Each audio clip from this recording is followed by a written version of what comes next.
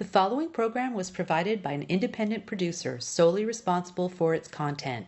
The opinions expressed do not necessarily represent the views of this station, its staff, board of directors, or underwriters.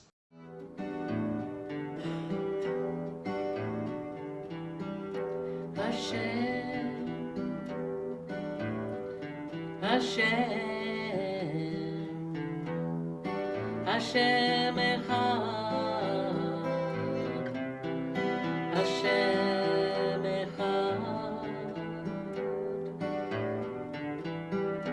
Hashem, Hashem, Hashem echad, Hashem echad.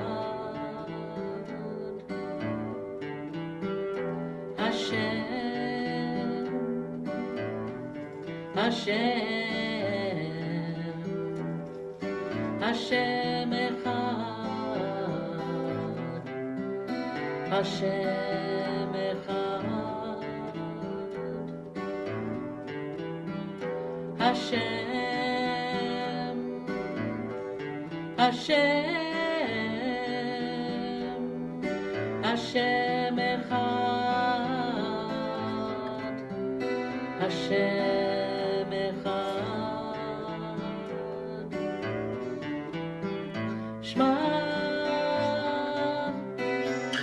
Yisrael, Hashem echad. Shema Yisrael,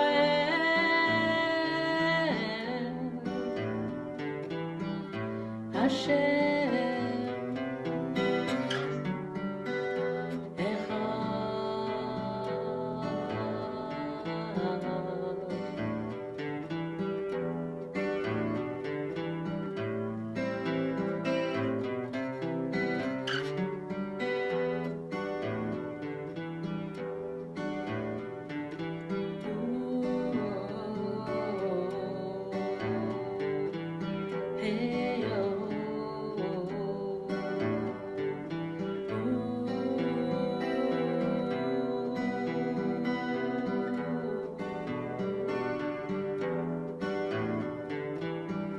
Shema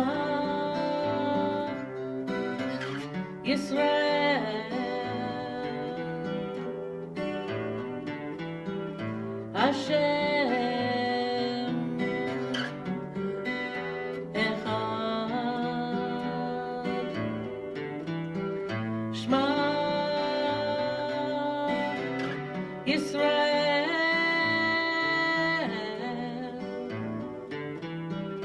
Hashem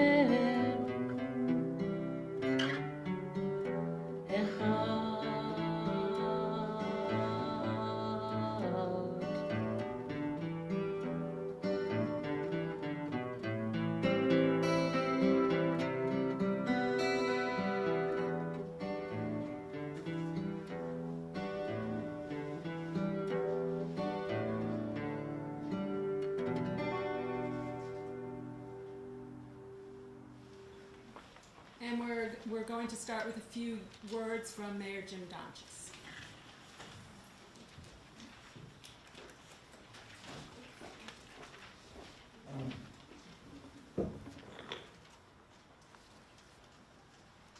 Well, thank you for including me in this special gathering. Sorry about that, my phone. It's a text, sorry.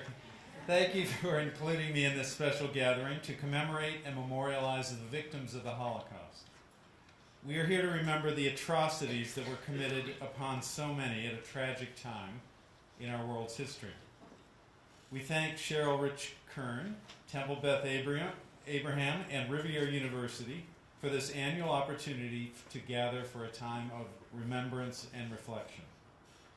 Many people, even those not part of the Jewish community, have been affected by the horror that was the Holocaust. I visited Dachau back when I was young, and more recently we visited the Anne Frank House in Amsterdam. And of course, I will never forget either visit. My father was a young combat soldier who fought Nazi Germany in Europe. He was part of the U.S. force that fought the Battle of the Bulge in early 1945. After VE Day, from spring 1945 until late 1946, he was stationed in Nuremberg, where he was involved in the administration of the prison where the Nazi war criminals were held as they were tried, sentenced, and in some cases executed. These stories, which my father told me when I was a small child for the first time, have stayed with me ever since. Each year at Yom Hashoah, we can rededicate ourselves to the principles of a free and just society, valuing all humanity with compassion and understanding. Here in Nashua, as a diverse community of many faiths, let us offer education, vigilance, tolerance, and justice to all our neighbors. Together, may we be ambassadors for mutual respect and peace. And may we always remember. Thank you very much.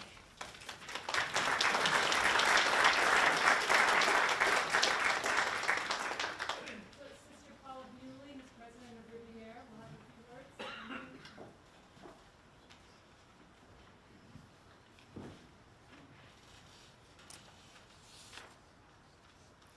Dear friends, good evening and welcome to Riviera University. We gather again as a nation and as a community and join together in observance of Holocaust Remembrance Day. A sacred moment for us all, a moment of deep reflection. In January of this year, Pope Francis was welcomed in a solemn visit to the Great Synagogue in Rome, a holy place where the bullet holes of violence remain. Pope Francis, in that holy setting, spoke these words. In its history, the Jewish people have had to experience violence and persecution to the point of extermination of European Jews during the Holocaust. 6 million people, just because they belonged to the Jewish people, were victims of the most inhumane barbarity perpetrated in the name of an ideology that wanted to replace God with man. He went on to say to that gathering, "Today I wish to remember them in a special way. Their suffering, their fear, their tears must never be forgotten. And the past must serve as a lesson for the present and the future." This evening, we also remember so that our children and generations to come will never forget. We mourn the sins of the past, knowing that these shameful crimes are a stain on humanity itself. It is a privilege for Riviera University to join with Temple Beth Abraham in presenting this evening's speaker, Mr. Fred Feldman. Mr. Feldman, your first-person account of past realities allow us to join our voices as one human family and cry, "Never again, never forget." And so we welcome you with friendship and gratitude, with appreciation to the Holocaust Remembrance Committee for tonight's program, and we say to all this evening, Shalom. We're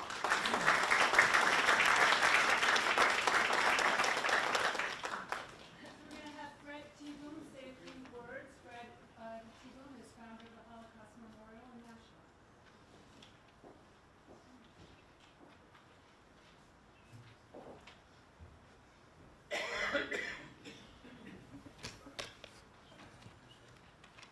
Good evening. I am a child Holocaust survivor. I knew the real Nazis.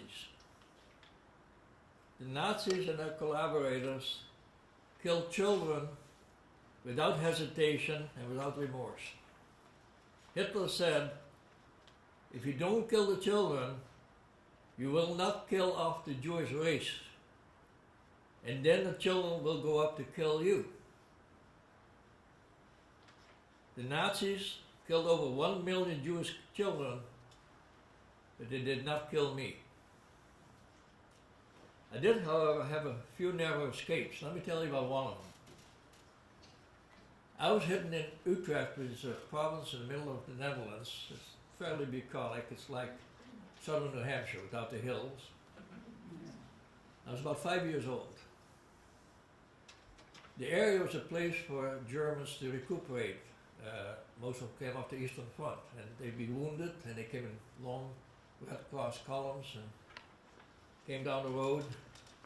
It was a wooded area, a good place to recuperate. And they came in trucks, column of trucks. When those trucks would come down the road, I was told, get in the house. Don't come out till those trucks are gone. This could be for weeks. If anyone would knock on the door to check the house out, because the Germans come out and look at the houses and see who's in these homes, if they come and knock on the door, run upstairs, get in bed, and act like you're asleep, and look away. One day, a Nazi officer knocked on the door, said, I want to inspect the house. He said, I want to look at every room. He soon came upstairs. I was lying in bed, looking the other way, looking at the wall. The Nazi said, I don't know if he spoke German or not, clearly it's not that clear, but he said, who's that lying in bed? And the woman of the household who hid us, the family hid us, said, that is my child, and my child is ill, that's why it's in bed, middle of the day. Now, any Nazi officer could have said, get the kid out of bed, I want to take a look at him. Could have said, take him his pajama pants. Let me see if he's circumcised. In those days, if Jews were circumcised, you were not Jewish, you were not circumcised. So it's a sure giveaway that you were Jewish. And if he had done that, I might have been shot on the spot, outside. And the family that hit us could have been in prison. But that didn't happen. The officer said, the Nazi officer said, okay, and he left. And I would say that was a narrow escape. 2 years ago, we dedicated the New Hampshire Holocaust Memorial, the only such public memorial in our state, located just about a mile from here. Now, the Nazis operated thousands of slave labor camps, but they also constructed 6 death camps with the sole purpose to mass murder mostly the Jews. The names of these 6 death camps are carved into each of the massive walls in the center monument of the memorial.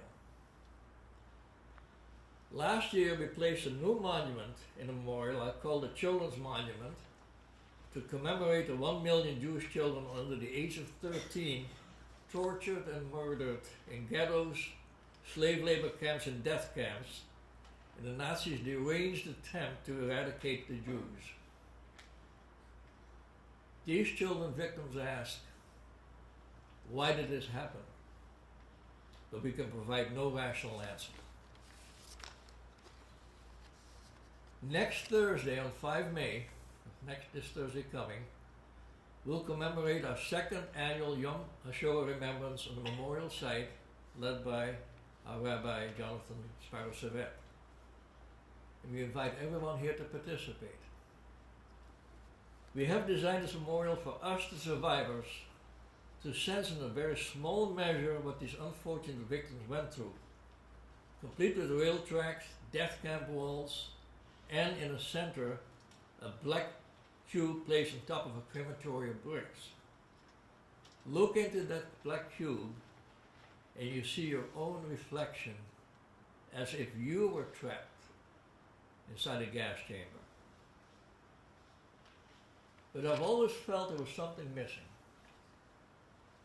For years, I've been driven for a way to specifically represent the victims, in particular, children victims. One evening, by chance, I spotted the image of a little girl shortly before she was murdered in a photo album you've probably seen named the Auschwitz album.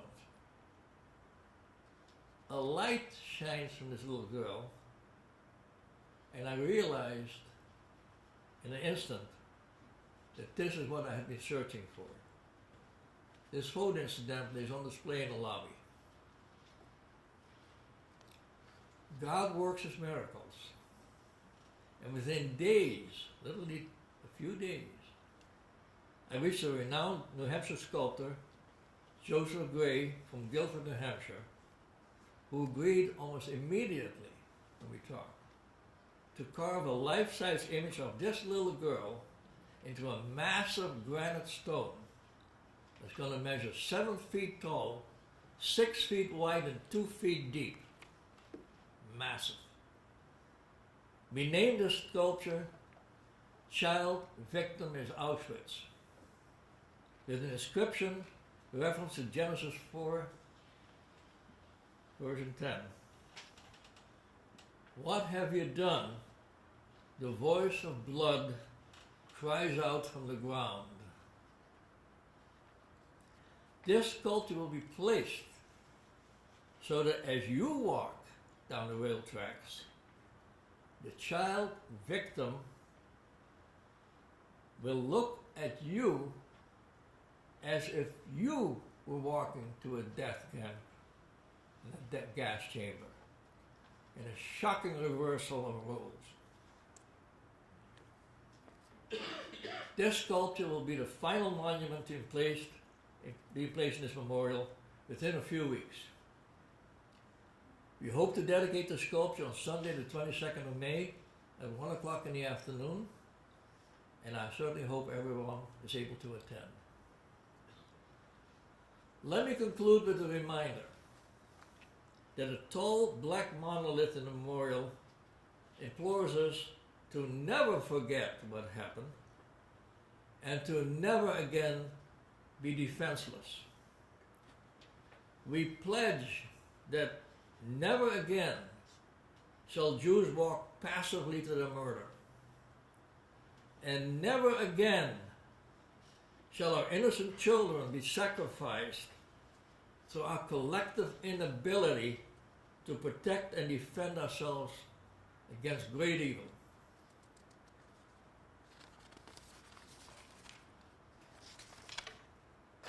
I now ask, and I really mean it, I now ask everyone here to please stand up. Please stand up, everyone. After I mention the name of each of the 6 death camps, Nazi death camps, I ask you to commit yourself to shout out loud while raising your fist after I mention his name and say, never again. Auschwitz, never again. Sobibor, never again. Belchak, never again. Chelno, never again. Majdanek, never again. Treblinka, never again. Thank you very much.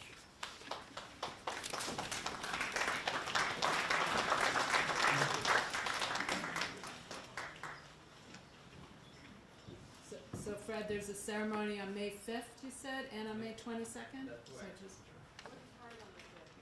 what time on the 5th? May 5th is 4 o'clock in the afternoon. May 22nd is 1 o'clock. 1 o'clock is a Sunday in the afternoon. And May 5th is a Thursday. It's this Thursday, 4 o'clock. So good evening, I'm Cheryl Rich Kern. I'm a member of Temple Beth Abraham here in Nashua, and along with Riviera University, we've been putting on this event for, it's actually close to 20 years now. It may even be more than 20 years now. So thank you for coming. Before I introduce our speaker tonight, Dr. Fred Feldman, I just want to say a few words about Marty Weiss. Marty is 87 and a Holocaust survivor, and he had planned to share his story tonight. Marty is also the father of a congregant from our temple, Jeff Weiss, who's here in the back. And about 2 weeks ago, Jeff called me to say that his dad had some medical issues and was in the hospital. And I did hear just recently that his dad is out of the hospital and is now recuperating, so that is good news. Marty was 15 when in Czechoslovakia, the Nazis rounded up his family to Auschwitz and within hours killed his mother and 2 of his sisters in the gas chambers. Marty survived. He immigrated to the United States in 1946. For around 55 years, he didn't talk much about his past. But later in life, he started speaking to groups as a volunteer for the U.S. Holocaust Museum. And hopefully he'll be able to continue to do so. But the problem is that every year, there are fewer people like Marty Weiss who are around to tell those who didn't see or maybe didn't want to know what they witnessed.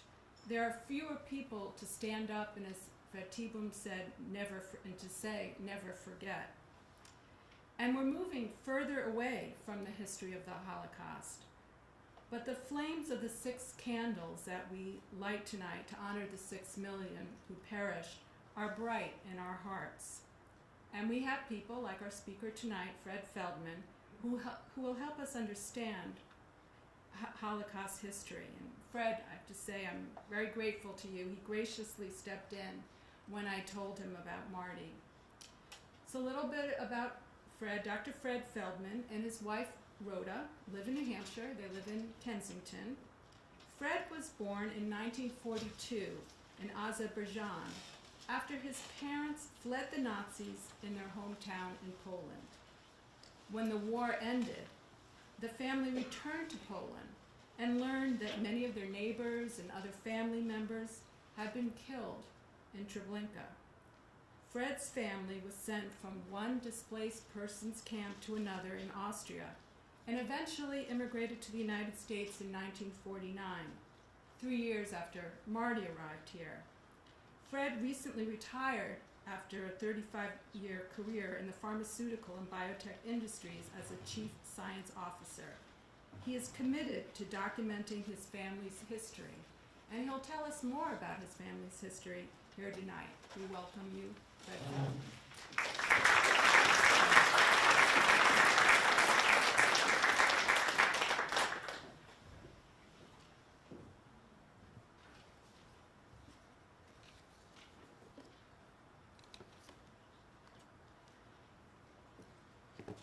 Thank you, Cheryl, for inviting me to speak tonight. And thank you to Temple Abraham and Revere University for sponsoring this remembrance.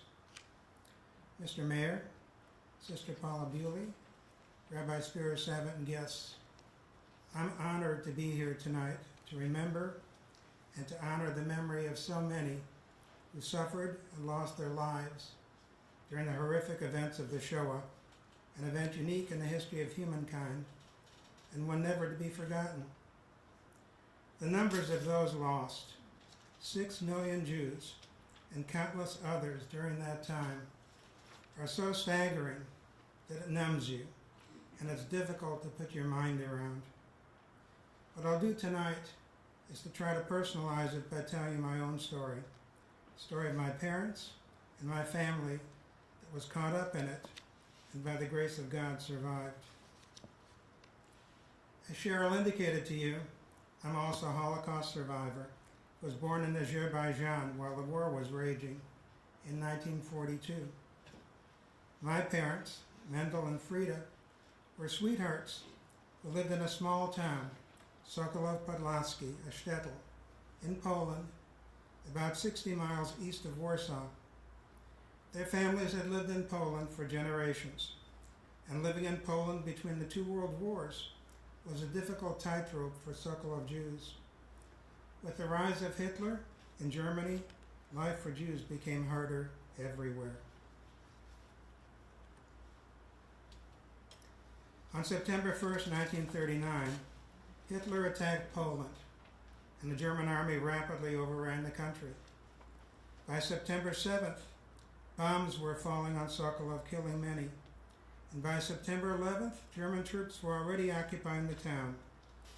The next days were terrible, as the town's Jews, 70% of the town's population, were increasingly tormented and even shot.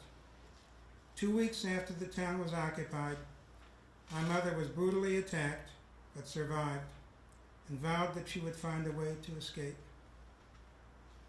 When the Russian army temporarily pushed the Germans back from the town, my mother Frida's mother, Chaya, and her fiancé, Mendel, my future father, agreed to flee with her to the Russian zone. But my father's family, his mother, his brothers and sisters, refused to go. His mother said to him, "Where will you go, and how will you live? We were occupied by the Germans before, during World War I, and we survived. It was hard, but we made it through. How much harder can it be? We're not going, and you shouldn't either." Nothing would change Frida and Mendel's minds, and so the young sweethearts departed, with Mendel's mother, Henke, his sister, his sister Surarivka, 16 years old, and his brother Moishe. I had a talk with her, with Frida's mother. The party of five, Mendel, Frida, Frida's sister Leah, and her sister's fiancé, Velvo, and Frida's mother Chaya, escaped to the Russian zone. The two sisters married shortly afterwards in Bialystok, and with the war coming closer, the party of five boarded rail cars that took them 1,000 miles deep inside the Soviet Union, arriving 18 days later in a city called Berezhniki in the Ural Mountains, almost in Asia. Life was bitter there, and the winters were harsh beyond belief, with temperatures falling to -40 to -60 degrees. My father became a forced laborer. You can see here is the pathway. You'll see I've included quite a few maps. They started here in Poland, Sokolov Podlaski. They went through past Warsaw all the way up into the mountains to this town. One day, while excavating in the snow and ice, my father struck a major electric cable that disrupted all the power to the local munitions plant. When he awoke in the hospital, the Russian NKVD, their secret police, arrested him, charged him with treason, and promised him he'd never be freed.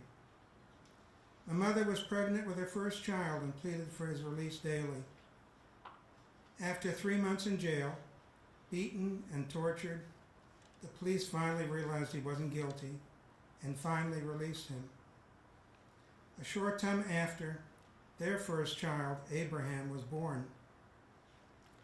At the end of 1940, Mendel was able to get a letter through to his mother in Sokolov, telling her where they were, and miraculously his mother wrote back, telling him that the Jews in Sokolov had been put into a ghetto surrounded by barbed wire. That was the last he heard from her. Mendel, Frida, and Chaya managed to leave Berezhniki and fled south. You can see the path here. This is where they started, and they fled all the way south to Crimea. They fled south another 1,000 miles through Ukraine to Crimea on the Black Sea. In the process, my mother's sister and her husband stayed behind, potentially never to be seen again. In Crimea, they met other Jews who had escaped east and were able to live temporarily in the region on agrarian farms. But by April 1941, the war was getting worse. The German army was marching through Russia and was almost on top of them in Crimea. They had to flee again.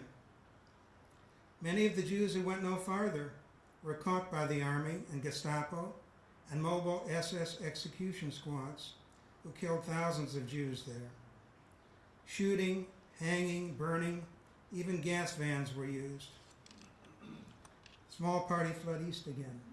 At this point, they're here in Crimea, and they fled east. They went another 600 miles through Crimea by cart, then by train, until they came to the sea, right there, and they had to find a way to cross. The sea at what's called the Kerch Strait. They managed to find a boat to bring them across, and went still farther east, all the way through Azerbaijan, on the Caspian Sea, north and east of Iran. You can see where they wound up. This is Azerbaijan, Iran is here. Their target was to get to Baku, the capital city of Azerbaijan, but it was a militarized city and they were forced to disembark at Makhachkala, that you see on the map. It was a very diverse Soviet city, very different from all they'd encountered before, with a large number of ethnic groups, mostly Muslims. They were now in what seemed like a completely different world. Their baggage could go to Baku, but they couldn't. They were stuck.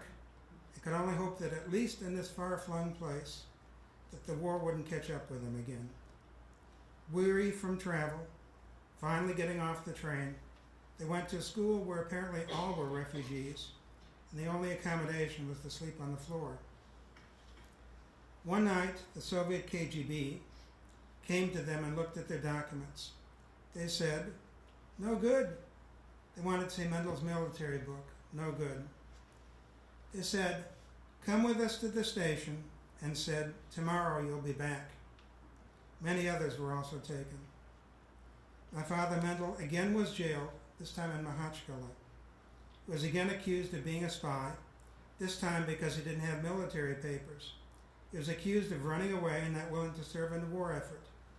As it turned out, more than 600,000 people from Azerbaijan were conscripted to the Red Army during World War II, from 1941 to 1945, and many perished in battlefields that were sent to in Europe, the Caucasus Mountains, and the Middle East. My father was imprisoned in Makhachkala for 3 months, was only let out to be sent to the military to see if he was qualified for fighting in the war. He failed their tests, he was rejected and released. Luckily, he was given papers that he was no good for military service. After 3 months of imprisonment, he was finally released in February 1942 and found Frida again. She'd fended for herself during that time and moved from the temporary school to another temporary school for lodging. Mendel asked her, "Where's Abraham?" Frida cried, "Abraham died." Devastated, he learned that his little boy had died while he was imprisoned. Ultimately, as the war continued, they were able to get to Baku. Fierce battles consumed vast areas they'd left, constantly threatened to follow them even to the remote corner of Azerbaijan where they'd fled. Yet Mendel and his family continued to hope they might survive the fires of war. They couldn't know the continuing changes of the tides of war. They didn't know what the chances of survival were at any time, but they did know that the battles raged and the armies continued to move, and that at any time they might have to flee once more. In that small village not far from Baku, laboring in the fields to grow and harvest crops under the constant scrutiny of the local Russian forces, they never knew if each day would be their last. In the summer of 1942, they all worked in the fields. Mendel operated his tractor to till and later to harvest the wheat that was so essential to feed the Russian armies that kept the Germans at bay. The work was especially hard on the 2 women, especially Frida, pregnant now with her 2nd child. Working in the fields near the Kura River at the end of the summer, the heat and humidity and mosquitoes took their toll. Frida became severely ill, infected with malaria, confined to bed with chills, high fever, sweating, delirium, and in her 3rd trimester, both hers and the baby's life were in danger. Finally, a doctor was found who could relieve the symptoms by giving her injections which almost killed her and the baby. I was born on the kitchen table of the overseer's house in December 1942. Almost 2 years had passed since they'd heard anything at all from the family that had stayed behind in Sokolov.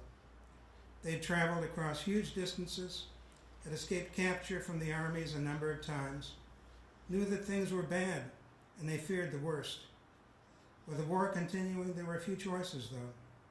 In the meantime, my father was sent throughout Azerbaijan, wherever workers were needed. During that entire time, the fate of the family hung in the balance, while the struggle between the Western Allies and the German armies teetered back and forth. By the end of 1944, my parents decided to make their way back west. With the German army no longer in Ukraine, the family made their way back slowly. From Baku, they returned to Makhachkala, from Makhachkala back to Crimea. You can see the town there, Saki. And in Crimea to the same town of Saki where they'd been before. While they weren't home yet, and still in Crimea in 1945, they still hoped they'd see the end of the war and be able to return to Poland to their families. In the meantime, they were in familiar space with a place to live. And Yisroel Ershfeld Mansour, Frida's third son, and my new brother was born in Saki in August 1945. And the family could again hope for a safe future where they could be together. By March 1946, they finally made plans to return to Poland, despite the efforts of the Soviets to keep them. Because they were still Polish citizens, the government was unable to force them to stay, and Mendel, Frida, Kaya, me, and my brother Srul, now a party of 5, started the long trip back.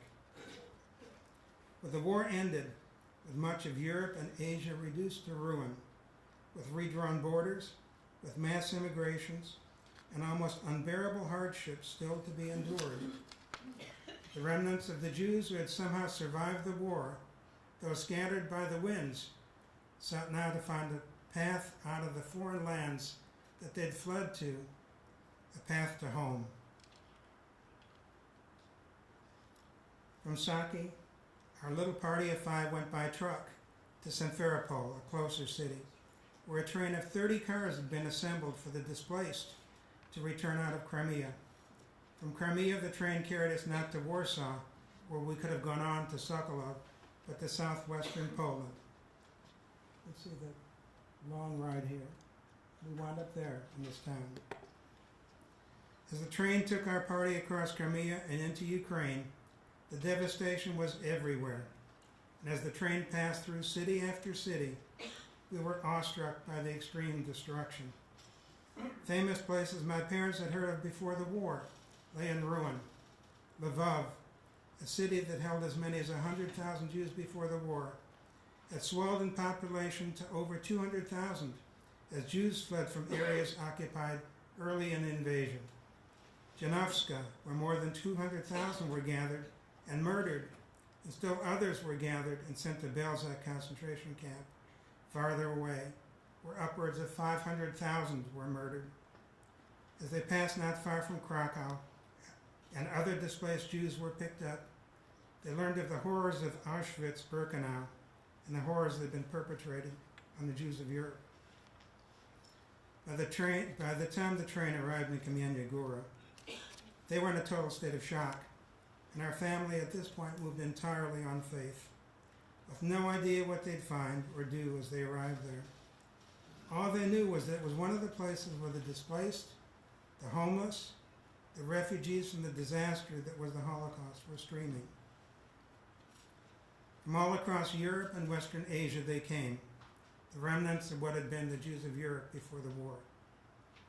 Hidden in attics and basements, in barns, masquerading as Poles or Austrians or Germans or Slavs, masquerading as Christians or Muslims, whatever the need or opportunity, they now returned to refugee collection centers to try to find what happened to those they'd left behind, those lost, grandparents or parents, brothers, sisters, children separated in war, uncles, nieces, anyone lost, now remembered.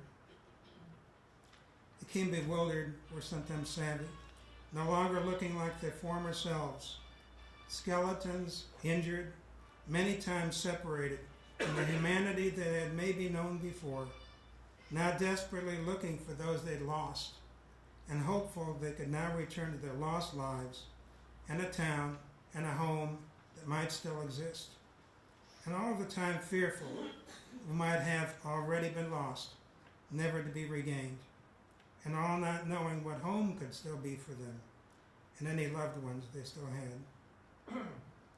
The American Joint Distribution Committee was a lifeline for those trying to recover and build a new life. They collected people and records. They temporarily housed them and fed them, and they served as a clearinghouse for records. And I'll refer to this at the end of my talk. A clearinghouse for records of those who had survived and found their way to other centers, and a point where connections could be made to them, and a center where letters could go out to relatives, to connections in other places where there might be someone who remembered, who could help in relocation, who might provide a transition from displaced person to immigrant and possibly citizen of a new country, and finally a new home. My family registered, were given temporary quarters, and started to see how to put their life back together. All they knew now was that with all they'd endured, with all that they'd seen on their trip back, they had survived. They still didn't know what happened to my mother's sister and family, or the rest of my father's family, but they had survived. In that refugee collection center, by some miracle, they were united with my mother's sister and family, who had survived in the meantime in Russia. Now talk was of what had happened to those they'd left behind. Mendel could wait no more. He said, I have to go back to Sokolov to find out what happened. It's 2 days travel by bus and train to go, then to Sedlice, then to Sokolov-Podlasky. God knows what it's like on the way, how much the roads are open, how much destruction there still is. But I have to find out what happened to my family. They pooled what little money they had. Mendel left them all behind and set off to find what happened to his family. That's the path. It was late spring when he finally arrived in Sokolov. The train ride had been long, and he'd had to change trains multiple times. The last leg of the ride being from Sedlice north to Sokolov. The tracks ran north along the same line that eventually took trains to Treblinka. Mendel was weary with travel, not only with the travel from Kamenia Gora, but with the years of travel, of hiding, of trying to keep his family safe from the war. It was a cold, gray day with weeping clouds, shamefully hiding the sun when he arrived. Even with the devastation to the city that the war had brought, with shattered walls and cratered streets, he could still recognize the streets that he'd walked just 7 years before. The streets where he and his friends had played, the buildings where his neighbors and relations had lived. Where were they now? What had happened to them? Suddenly, someone walking in the street seemed to recognize him. Mendel? So you survived. There's no one left. There's nothing here for you. It's a shame the Germans didn't get you too. He walked away stunned. After all he'd gone through, after all that the war destroyed, was there still room for hate? He'd grown up there, he'd gone to school there, they'd lived there for generations, it was their home. Why was the world so cruel? He stayed just a short while. He found out that after he'd left, the Jews had become more and more restricted and finally moved into a ghetto that had been made out of a section of the city. The Jews had been emptied of their houses, property taken away.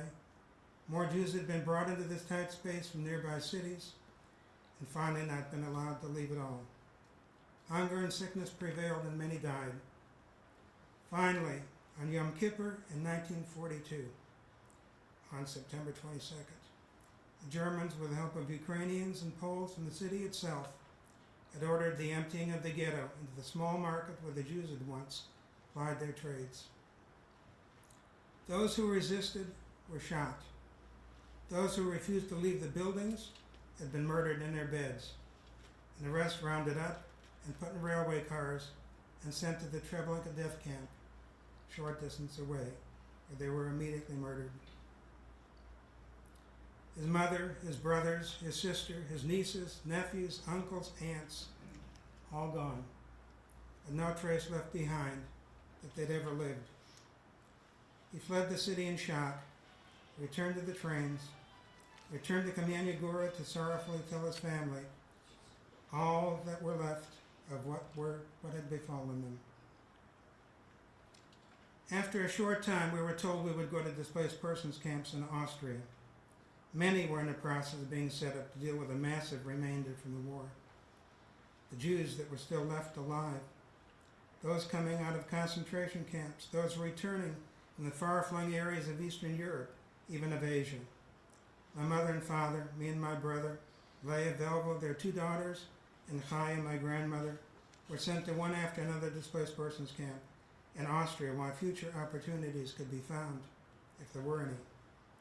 While in one of the camps, we were visited by relatives from Indiana who didn't believe all they were reading about the murder of Jews in Europe. My father took them to Mauthausen, concentration camp less than 35 miles away. There the gas chambers and crematoria were still standing that had killed so many there. We were in displaced persons camps for 3 years. You can see it down there. There for 3 years. Finally, we were able to obtain visas to come to America in 1949, where we settled in Indiana. And this is the pathway out of the displaced persons camps to Bremerhaven, where we went on a ship that took us to the United States. And the next slides show you the path they took of thousands of miles, starting here, not that far from Warsaw, all the way through Russia, to Berezhniki, and when things there were bad, traveling all the way south to Crimea, and when the German armies were already on top of them, all the way east into Azerbaijan and Baku, where I was born.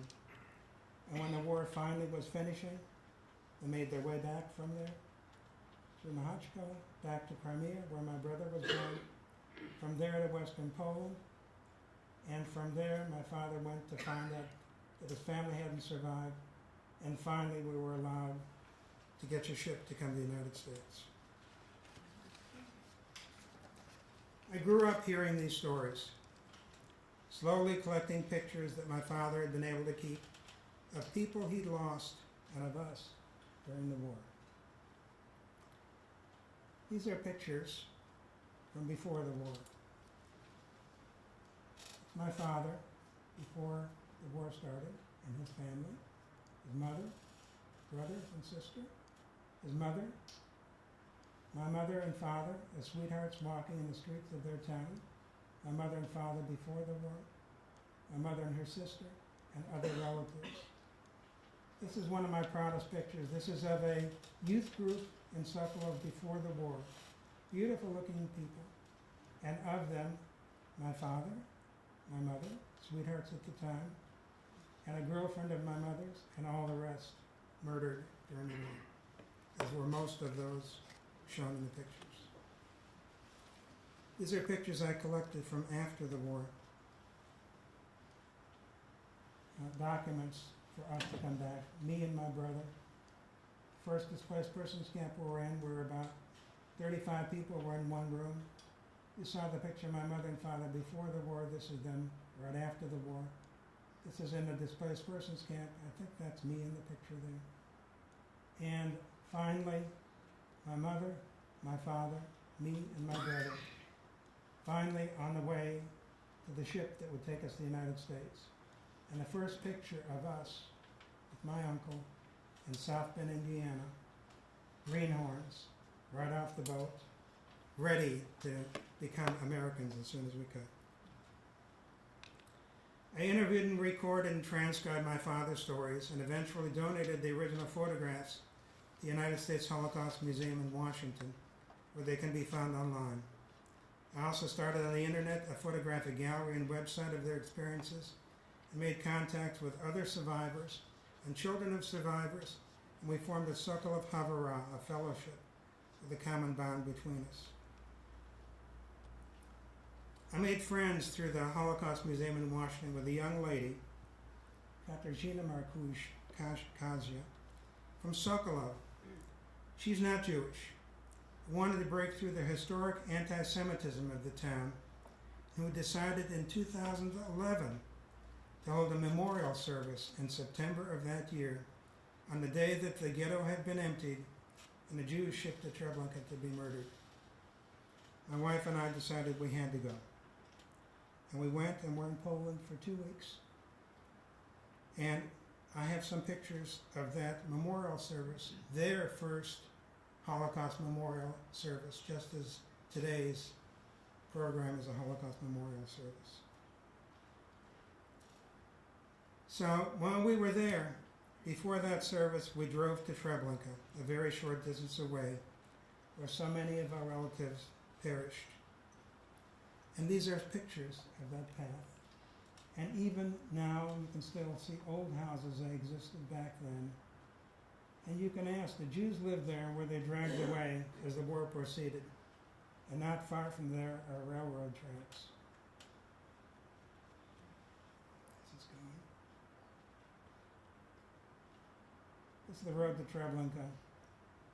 Everything can be seen from that road. Oops, sorry, I went too far. The railroad tracks can still be visible. They won't stay hidden at all. Around there, these are pictures while we were traveling up to Treblinka. You can see fields and forests on the way. Beautiful, beautiful bucolic area. How many Jews tried to escape and hide in places like this along the way? Buildings and towns all along the way, paralleling the railroad tracks. Everywhere the trains and cars and human cargo could be seen. Who could see from there? Who couldn't smell what was happening the closer they got to Treblinka? And few would help them. The fields are so peaceful, but as you get to Treblinka, you can imagine the horrors beyond, where only death waited for those who were coming. My guide that we'd hired to take us and to help translate was very knowledgeable of the history of the time and of what had happened there. And he spoke quietly of those times and of what happened to the Jews as they went along and as they arrived at Treblinka, as to how they were processed.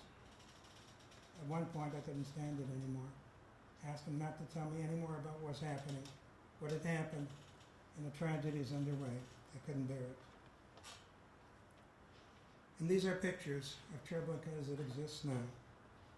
The pathway in, memorials along the way, and large flat stones that have been laid on the ground in a pattern to represent the train as it's coming in, to an elevated platform where the victims were unloaded, and that lasted there only at most hours before they were gassed in the showers. And what you can see along the way is broken stones standing to represent the villages they'd come from, and surrounding one massive stone representing the death camp. You can see it's multiple stories high. And all of these stones represent towns and villages and cities that were emptied where the Jews sent here. And here, we finally found a memorial town for my family's town, Sokola Podlaski. And as we stood there, I could hardly say Kaddish for them.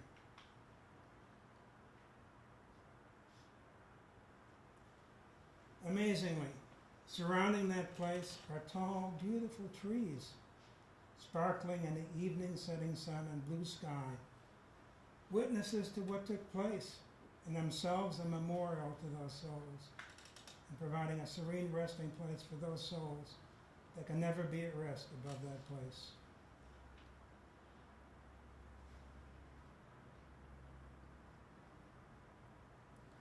We left from there and we went on to Sokolov, and you can see one direction versus the other, to the memorial service. This is the fate of the town. I won't go through the details, it's gory enough. But of the more than 6,000 Jews that lived there, only 36 survived. So we returned to Sokolov for what was their first memorial service since 1942. My wife and I came, as well as the Israeli ambassador to Poland and Poland's chief rabbi, for the service. Other than that, we really expected just a handful from the town to come. By nightfall, though, we were amazed. I see some pictures. So here is the little square It used to be a small market in the town, and where the victims were emptied and either murdered or sent onto the trains. As we stood there, there weren't many people around. That's our friend, Kajia, who had organized a memorial and invited prestigious guests. And we're waiting for the mayor to arrive, and he was late. And in the meantime, we're amazed to see long columns of children coming to listen and witness to what was happening there. And they stood around looking to see what had happened and to hear what the stories were, and asking questions. We had a friend from Israel, one of our Sokolov members, who also came to the service, the memorial, the first time we'd seen her. And they were asking questions, and we brought pictures. That's my wife showing them pictures. Not pictures that you see around the room, but pictures of what life was like before then. That people who had been murdered had been just like them, and that had been their neighbors, and had lived there peacefully for generations. And then the program finally began with the mayor coming to the program. This is the ambassador from Israel to Poland, and he told them in Polish, in really harsh language, and for a long time, exactly what had happened there to the people that were their neighbors and friends, and what had happened to them farther on, in shocking language. How many had been perpetrators? How many had been bystanders while their neighbors were killed? And my friend from Israel, whose father was from that town, she also spoke. As people stood and listened, that's the rabbi, chief rabbi of Poland, in the picture before. We visited as well in Warsaw. And not just young people, but older people who were there, who must have been there at the time that all of this happened. And we showed them our pictures, some of the pictures that you saw of our family before the war, and explained to them what life had been like in that town before, and the hope we had that things would be better. At the end, the little girl who brought flowers laid them in front of the memorial that had been built there, along with their yurtside candles, as you see here, to memorialize for the first time the Jews that had been lost. We had come to Poland with a great deal of trepidation and even fear. It turned into a wonderful, moving experience, amazingly to say. We met people honestly interested in knowing what had happened in the past and wanting to participate in honoring the memory of those who had been lost. We met people in the streets who were friendly to us when we got lost, who helped whenever they could. We met an old couple who'd been trying for years to record what had happened in the ghetto, and had saved remnants of it, and of desecrated gravestones. We found people young and old who wanted copies of our pictures that we'd shown them, and memories to tell to their children and parents, so that horrors like that couldn't be allowed to happen again. But while we left there with a sense of hope, the fires of prejudice and hate again still roamed the world. Around the world today, 60 million people, men, women, and children, are displaced from their homes, wandering or in camps. Millions of Syrians looking for safety. Millions of Iraqis and Afghanistans, millions from Africa. And Jews today are again on the firing line, with anti-Semitism rampant in England, France, Brussels, and Austria, and not just in the Middle East, but in states around the world. Fear and hatred are again a scourge to humanity and require us to remember and work to bring people together so that all humankind can finally be one.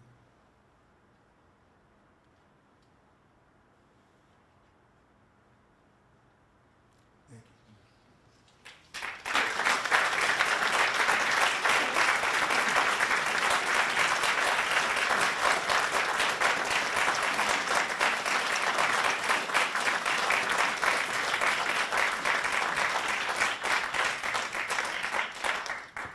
I've been asked, would I answer any questions, and I would be happy to if anyone has any.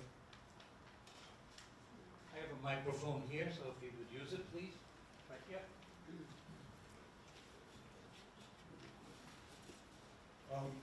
Would be interested to know how old your parents were in 1939 when they started their journey. About 18 years old.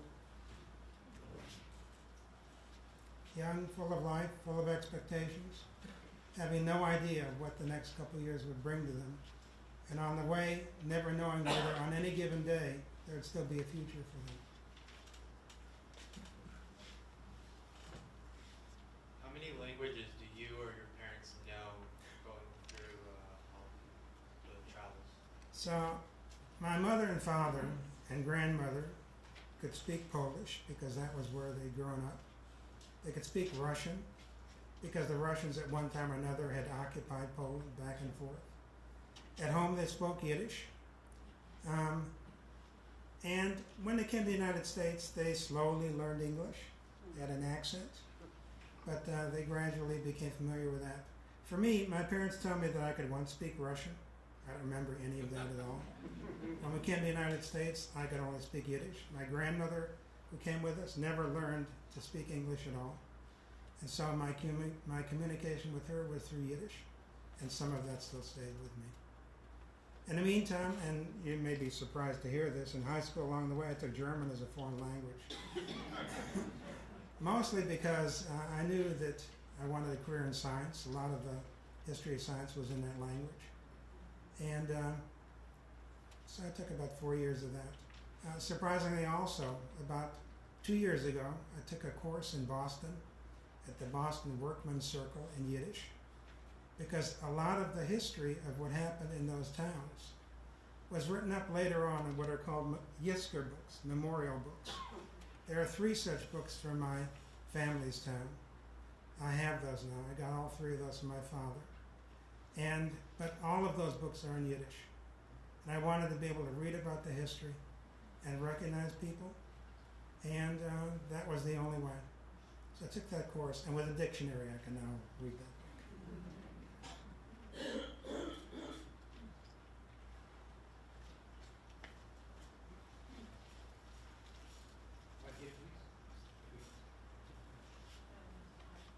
My question is this, when your family finally settled in Indiana in South Bend, how did they do? And what was the trajectory of their lives? I mean, we see you, but your brother, your mother and dad, grandmother, and your extended family. And how, over the years, how have you exactly connected? Have you found other people for whom you now consider family? So you've covered maybe half to 3/4 of the book that I'm writing. But I can answer pieces of that. So I don't know whether I should start at the beginning or at the end, maybe at the beginning. So we came, as many did, in 1949 and early 1950s as immigrants. You saw the picture, we looked like immigrants. We didn't speak English. I was almost 7 years old. I went to school where I couldn't talk to anybody, nobody could talk to me. But I gradually learned English. I went through the school system, the regular school system, no special schools. My sister was born in 1950. She was the first American born on American soil. I had a brother, my sister Charlotte, who became a congressional aide and is now working in Washington, working on behalf of women's rights and women's benefits in Africa. She works for an NGO. My brother Boris was born in 1955. We lived in our early years in Indiana in a black ghetto, which sounds nothing like what they are today. It was a wonderful place with wonderful people. And I remember all of that, and there are chapters in my book about that. My brother Boris,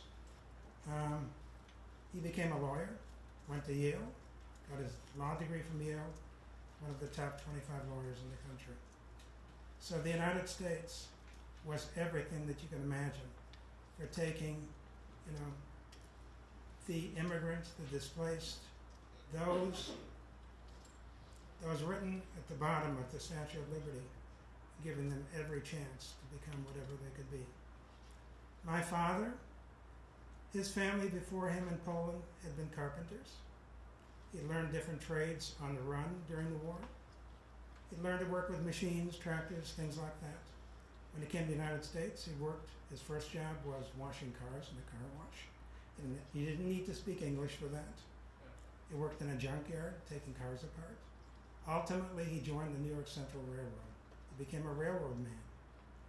He put all of us through college. Thank you. Tell them about the next generation. Tell them about Talia. So, one more thing before I come to you. My baby brother Boris, a smart one. He lives in California, Palo Alto, and he has 6 children. One of them is Talia, of Talia. And she graduated from Yale. She was interested in going to medical school. She's taken a year off. And in this last year, she spent the last 3 months in a small Greek island, off a small island off of Greece, helping refugees who were coming across from Turkey and who were abandoning home and safety and everything. Syrians, not Jews, to try to help them, knowing what her family had gone through. When you returned to Sokolov in 2011, did many of the town elders come out, and did anybody apologize to you? No, it was miraculous that anything happened at all. Because in Poland still today, there's a demarcation line that's around Warsaw. West of Warsaw, and we've visited different places, for the most part there's been reconciliation and understanding of what had happened, and an attempt to understand what it is that they're missing now. So when you go to synagogues that are turned into museums today because there aren't Jews there, or other places where Jews interacted and were a force in the community, they miss them because they see that that's no longer present there and what it is that they lost from the war. When you go farther east from Warsaw, that reconciliation and understanding has barely happened, and Sokolov is east of there. And so when we first planned to come, I have a friend who was a childhood survivor from Sokolov who was hidden in an attic while he saw his parents murdered in the streets below in that square. And he's gone back and forth. He's on the board of directors of the Holocaust Museum in Chicago. And he said to me, don't stay in Sokolov, they're anti-Semitic. You never know what happens in the middle of the night. But I have a friend, Kazia, and we've communicated over the years. And she is a wonderful person. And she understands what the town lost and what went wrong during that period. And it's her efforts to try to teach the children and the parents of what happened so that they understand and nothing like that ever happens again. And for them to understand that Jews are just like them. And so she said, there's a hotel, you can stay here. So from Warsaw to Sokolov isn't far, but the roads are awful. There are more potholes than roads. And so if we were to stay in Warsaw and drive, it'd be 2 hours back and forth. So we decided to stay there. The first night was hard to go to sleep, partly because we were nervous and we didn't know what to expect. But as we walked around, I got a chance to walk the streets my parents had walked. That was priceless. And we got a chance to participate in their first Holocaust service, and that was priceless. And it's left me with hope.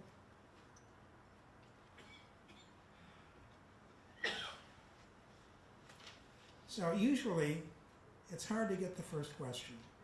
And after the first question, more questions come. But I want to ask you some questions. So the first question I want to ask you is, how many of you have parents who came to this country after World War II? Or grandparents? And do you have their stories? And have you recorded them, and do your children know them? Because, as was said at the start, memories are fading. It's been a long time since World War II and the Holocaust. And maybe it's not so important anymore. As you see what's happening around the world today, that memory is critically important so that never again becomes never again. And so that not anywhere in Austria, Germany, France, England, United States. Does anything like that ever show up again? I visited several concentration camps. One I visited once because it was part of a business trip I was on, and I saw the ledger there. And one person had signed into the ledger, all it takes for evil to win is for men of goodwill to do nothing. We can't let that happen. Thank you. Thank you very much.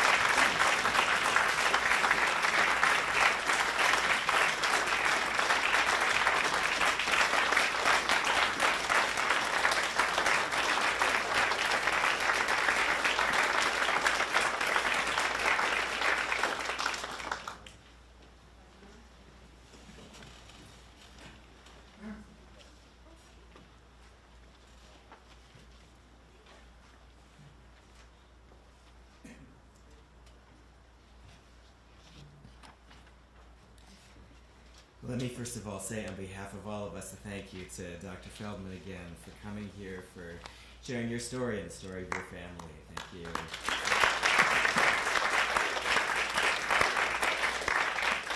And we all want to extend our wishes to the Weisses and for refuah shlema, for good healing for Marty, who we had a chance, many of us, to hear some weeks ago, and hope that we'll have a chance to hear again.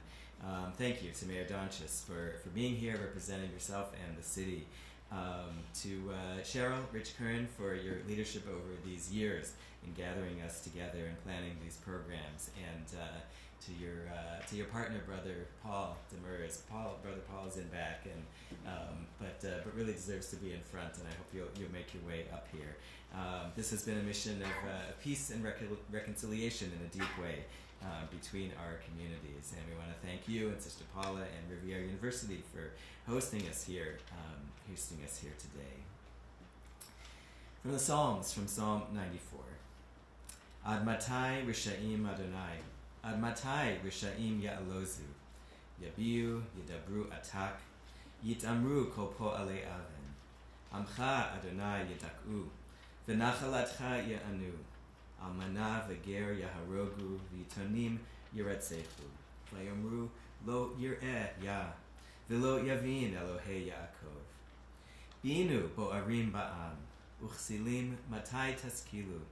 Hanot ha'ozen halo yishma, im yotzer ayin halo yabit, hayoser goyim halo yochiach, hamelamed adam da'at. Mi yakum li im mereim, Mi yatsev li im po'alei aven. Lulei Adonai ezrata li kim'at shachna dum'a nafshi. Im amarti mata ragli chastecha Adonai yisadeni. Berov sar apai bekirbi, tanchumecha yesha'ashu nafshi. Hayechovrecha kisei havot, yotzer amal aleichok. Yagodu al nefesh tzadik v'dam naki yarshiu. Vayhi Adonai li lemiskav, ve'Elohai litzur machsi. How long shall the wicked, O God, how long shall the wicked exult? They utter and speak hard things, tell each other of their evil doing. Your people they break into pieces, your heritage they make suffer, the widow and stranger they kill, the orphan they murder, and they say, God does not see, the God of Jacob does not understand. But you understand, brutish people. Fools, you come to your senses. Does God shape the ear and not hear? Fashion the eye but not see? Discipline nations and not rebuke? This God who gives us awareness. Who will rise up for me among so-called neighbors? Stand straight for me against evildoers. If God had not been my help, my soul would have nearly been silenced. When I said, no more can I walk, your love, O God, nourished me. Can they tie corruption to you, God, like a throne, and make injustice the law? Can they gang up against the blameless, condemn the innocent to death? The Lord must surely be my stronghold. My God, be my sheltering rock. Each year when we gather for this ceremony, we come here with jumbled emotions, with so many purposes mixed together in a short hour or more. And it's hard to know what order to put them all in. Mourning and horror and anger, gratitude and peace, the need to stand silent as we hear the stories again, and the urgency of action. First must be that we honor here all those who were murdered by the Nazis and their collaborators, every person who lost a life or loved ones, whose body or soul was scarred by those who acted and those who stood by, Jews, Roma, gays, disabled, political opponents of the Nazis, 6 million and millions more. We try to remember each of their lives, those we knew personally and remembered through our family stories, through the speakers we hear, but each of them even, beyond the symbolism and the abstractions of the Shoah. We mourn and we are grateful that we are here in fellowship and in peace. So appreciative are we as a Jewish community to be here at this Catholic institution. The work of reconciliation between our faiths is not a one-time thing, and it's not an annual thing. It's ongoing work that we do together. And this gathering here among all of us is a stand against the forces that make bigotry on a small scale and genocide on a large scale possible. We know by being here that faith next to faith is a force for good that grows exponentially each time we're together. Today we remember each life and we remind ourselves that we are here to save lives. As was said, we live in a world where there is still anti-Semitism, and still in this city and this region, in Nashua, in New Hampshire, even nearby in Massachusetts, cosmopolitan places. And so much of the work has been on a small scale to combat it and to fight it. It's been much of my year a story of being in our own public schools where our children, our Jewish children, still face anti-Semitism, have to figure out how to stand for ourselves and to learn who to be. And I have to say that I've spent time this year in a couple of our middle schools in our community and met remarkable teachers and leaders and the administrators of our district to take this seriously. And we still have to work and do this work to call it out when we see it, even when it seems small in the face of what we see here, because we know where small leads to. And we have to, at the same time, look, certainly as a Jewish community, not only at what happens to us, but what's happening in the world, in this country of ours, in this America. Through the words of leaders seeking high office and the acts of legislatures in our states. We hear this language again of weakness and strength which we recognize. We listen to the Bible sometimes as a tool for hate, as was said in the psalm that I read. And we don't have to be in despair about this, but we have to be on our guard and to take responsibility by talking back against the small things so they don't become large, and to fighting back against the large things. To do it with hope, knowing that this time, unlike the time when the Nazis rose, this power that is here, represented by this gathering, is a far stronger power in our world, if we're willing to use it. And we are willing to stand here. Willing as Jews to expose against, willing as Jews to stand again, to expose our shame and our hurt, and willing as other brothers and sisters in faith to share our guilt, if we can truly honor those who died by making sure we save the next life from hate, whether it's here in our city or anywhere in the world. And so with that, as we try to bring this evening to a close, we turn and through the many things we're doing, all the thinking and the knowing, all the reflecting and all the silence that we'll need as well, we light these candles to remember the fires of the gas chambers and the light of each soul taken in the Shoah, and the divine light, the spark within all of us, to shine a penetrating light through these 6 lights back onto ourselves, a light to illuminate the part of each of us here that is hardest to see, the part of accountability and responsibility, looking past and looking forward, the part we all need to see as we take in this gathering and tie ourselves together against hate and outshine whatever the unthinkable darkness may be in our world. I'm going to ask us to stand. I'm going to invite to come up to light each a candle, to Dr. Feldman, to Fred T-Boom, to Cheryl, to Brother Paul, Mayor Johnchus, Liliane, if I may invite you as you remember your site for your family this week in Yom Hashoah. If each of you will come up and light one of the candles.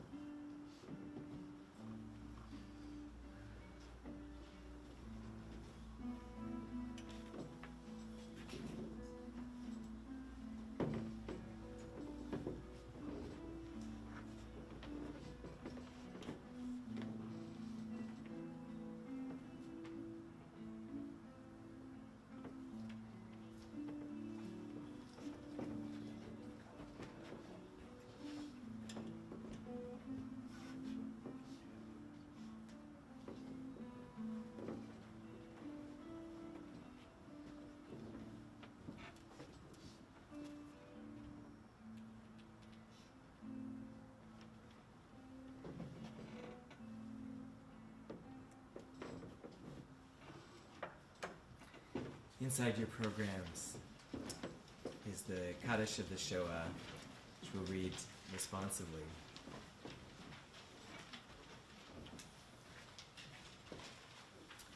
Yitgadal, v'yitkadash, Shemei Rabbah, v'yalma divra kirutei, v'yamlich malchutei, v'chayechon uv'yomechon, uv'chayei dechol Beit Yisrael, ba'agala uv'izman kariv, v'imru amen. Together. Yehi Shmei Rabbah mevorach le'olam u'olei amayah.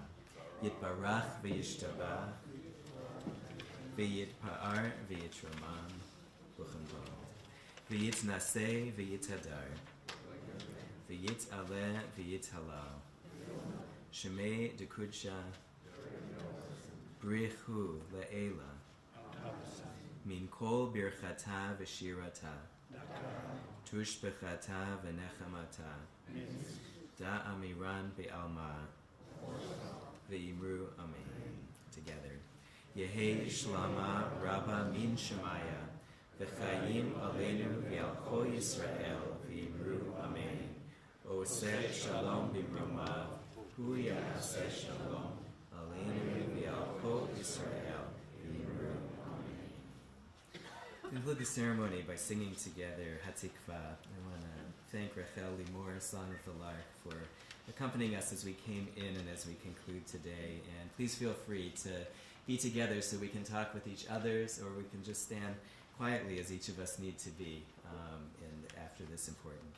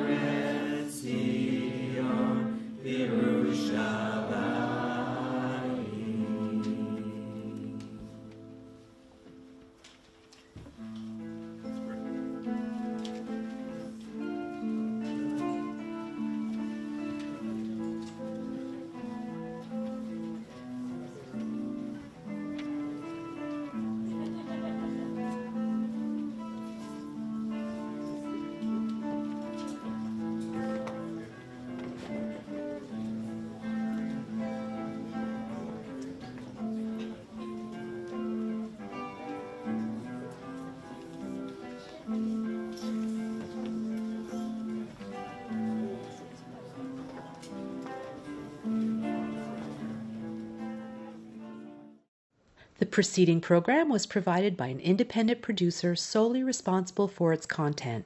The opinions expressed do not necessarily represent the views of this station, its staff, board of directors, or underwriters.